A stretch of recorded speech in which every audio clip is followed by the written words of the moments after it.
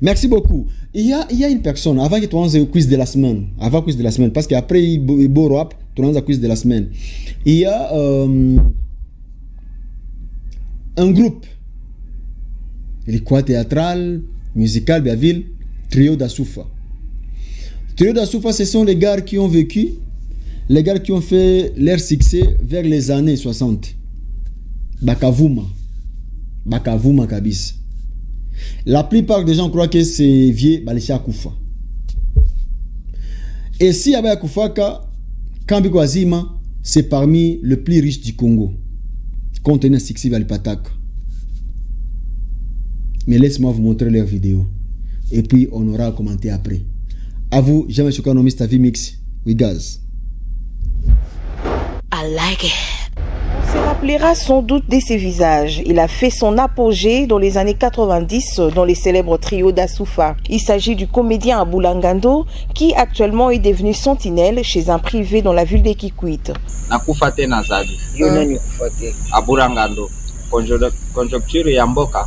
Yawana nde ni jusque ti na nivona comme la pabwe. Makoleza kubuka na te.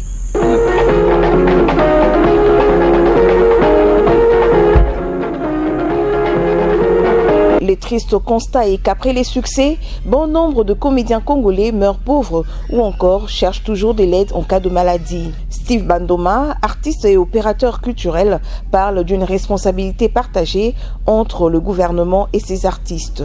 Le trio d'Assoufa reste gravé dans notre mémoire collective, étant que zaïrois de l'époque congolais actuelle. Et nous avions connu ça de l'enfance et c'est triste quand une jeunesse manque de repères. Okay? Alors je crois qu'à mon avis la responsabilité est partagée. La responsabilité est partagée entre l'État et aussi les artistes eux-mêmes.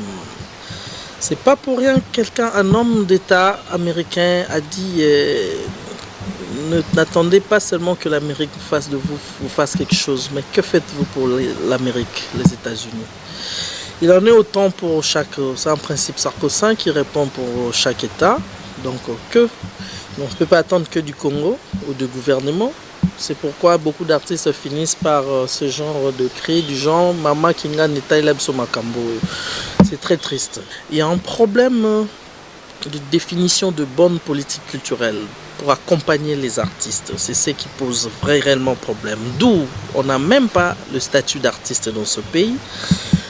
Et pendant que l'artiste c'est le créateur du patrimoine, c'est-à-dire si la France repose sa fierté sur Mona Lisa qui lui fait rencontrer de millions tout le jour, un jour viendrait aussi qu'un artiste congolais puisse créer un patrimoine qui va bouger le monde. Ici donc au gouvernement de développer la politique de la protection des œuvres des artistes comédiens comme il est fait avec les artistes musiciens. On se rappellera sans doute